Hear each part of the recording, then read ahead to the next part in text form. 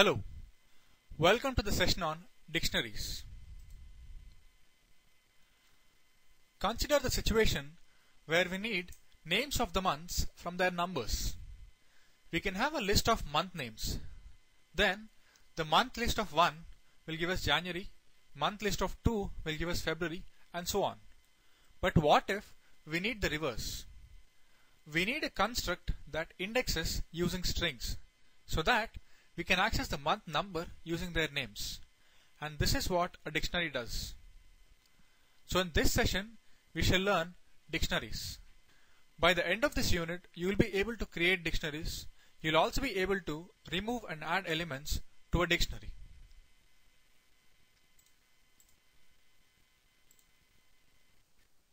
Let us first define a dictionary.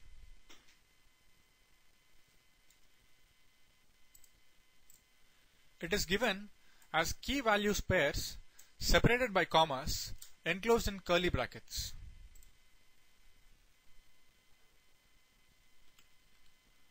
The dictionary we are going to define will have a key as the month name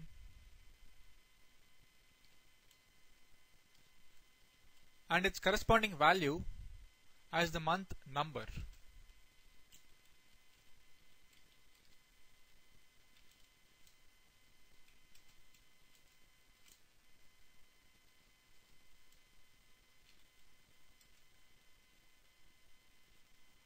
As we can see, there is a key and its corresponding value, again a key and its corresponding value, a key and its corresponding value, and these are separated by commas enclosed in curly brackets.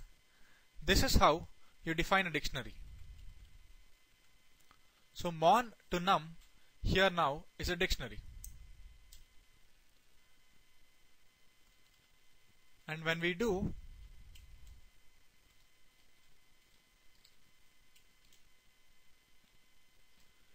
we get its corresponding value.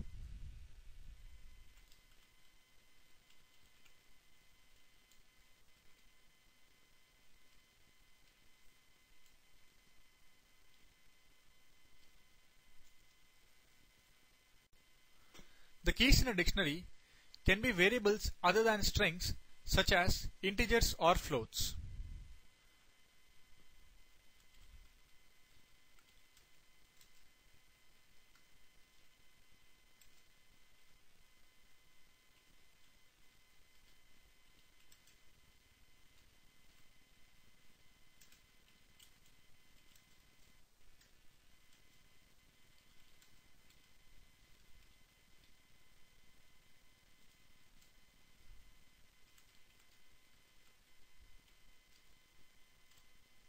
Is also a valid dictionary.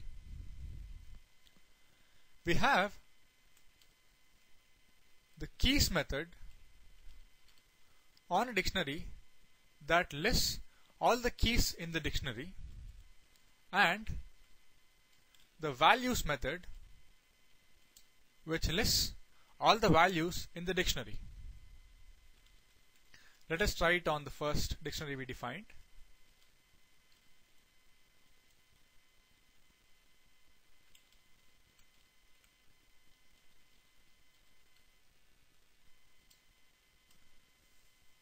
If you notice, the order in which keys are returned is not the same order in which we have entered while defining the dictionary. When it comes to the first dictionary, the order is the same. We entered January, February, March, and the order which keys returns is the same. But it is not the same for this dictionary num to name. This only means that the order in a dictionary cannot be relied upon. Now let us learn how to add keys into a dictionary. We shall add the month April to that dictionary, mon to num. Adding a key is as simple as considering it as a variable and assigning a value. Since the key April does not exist, that key is added and the dictionary now contains the key April and its corresponding value. Now what happens when we do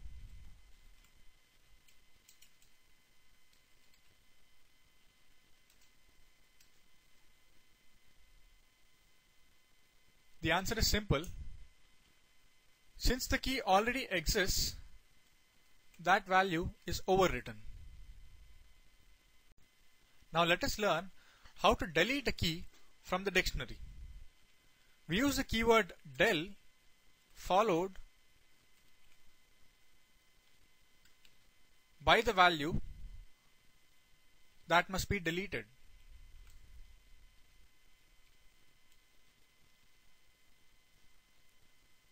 As we can see,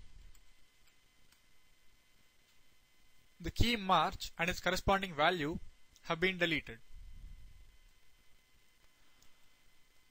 Next, we learn how to check for the presence of a key in a dictionary, which means I'd like to know if this dictionary contains the key April or not, and that is done by using the keyword in. Since April exists, it gives a true.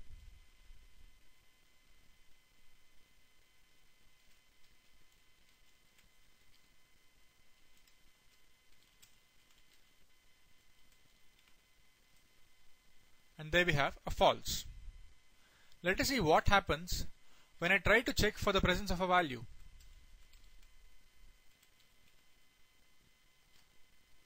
It gives a false because it considers this 1 as a key, and since there is no key 1 here, we get a false, which means only the containership of keys can be checked on a dictionary.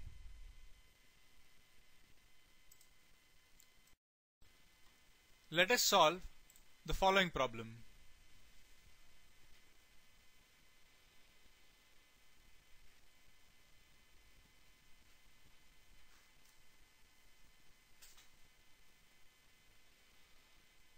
The problem says we are given a list of strings, and in each string the first character is going to be an alphabet, the second character is going to be a number. Our program should print the number of items with a given alphabet.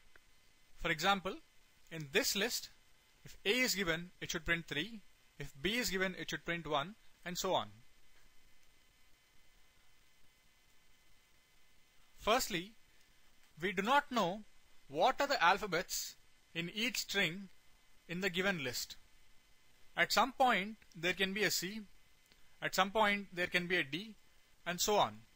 So let us solve this problem using dictionaries. We'll have a dictionary without keys, and we'll loop over the list. Every time we find a string with a given character, if the character is already present in the dictionary, we'll increment its count. If it's not present, we shall create a key and set its value to 1. So let us write the program.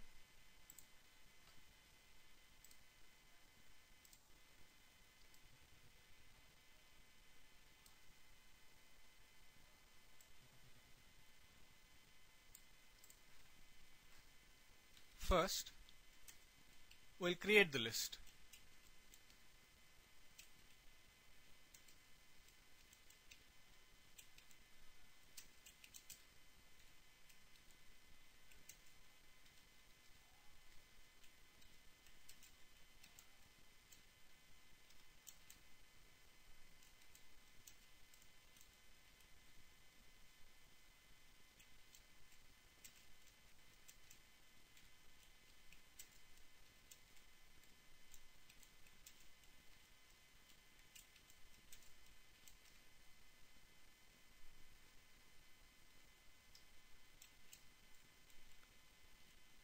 There we have a list.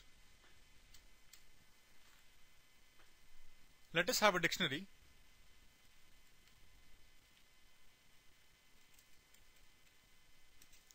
Which is empty.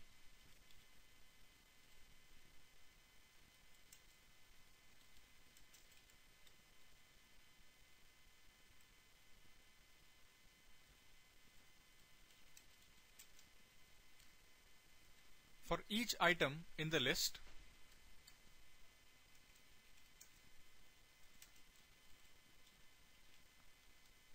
the alphabet is the first character.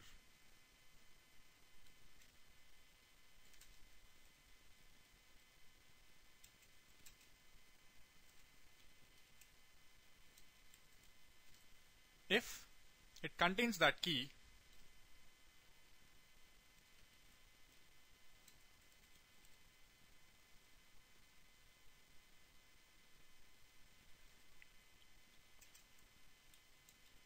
we shall increment the value.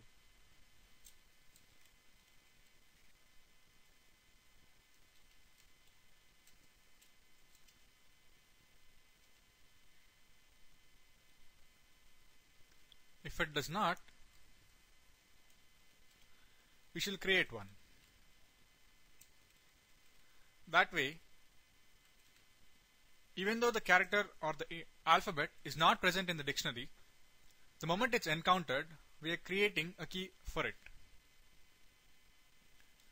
And by the end of this for loop, we'll have a dictionary with the keys as the alphabets and its values as the number of strings starting with that alphabet. Finally, for now, let's just print the dictionary.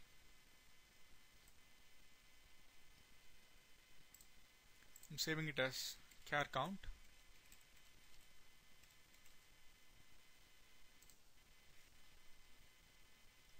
Let's run it.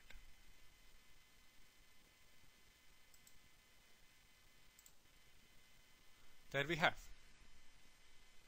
3 strings starting with A, 2 starting with C, 3 starting with B, 1 with E, 1 with D, and so on. Let us try changing the values and see what happens.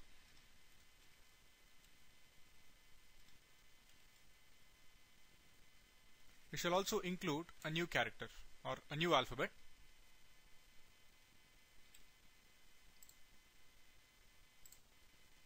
As we can see, we have the corresponding values.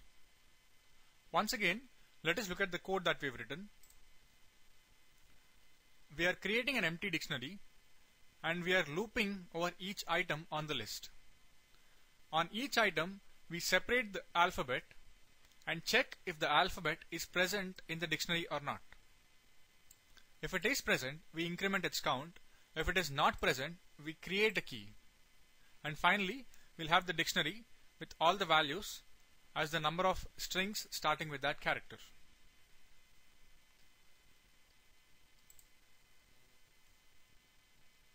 This brings us to the end of the unit. We have learned how to define a dictionary. We have seen that dictionary contains keys and values separated by commas enclosed in curly brackets. We have learned how to add a key and delete a key. We have learned that the presence of a key in a dictionary can be checked using the in keyword. Thank you for watching the video.